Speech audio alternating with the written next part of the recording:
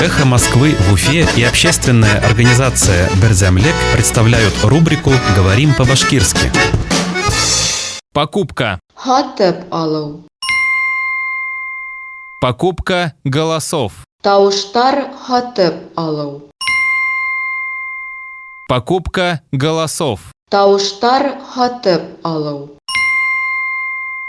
Певица Алсу призналась в покупке голосов для дочери на шоу «Голос». Йырсы Алһыу үҙенең ҡыҙы өсөн тауыш телевизион шоуҙа тауыштар һатып алғанын таныны. Певица Алсу призналась в покупке голосов для дочери на шоу «Голос». Йырсы Алһыу үҙенең ҡыҙы өсөн тауыш телевизион шоуҙа тауыштар һатып алғанын таныны. «Эхо Москвы» в Уфе и общественная организация «Берзямлек» представляют рубрику «Говорим по-башкирски».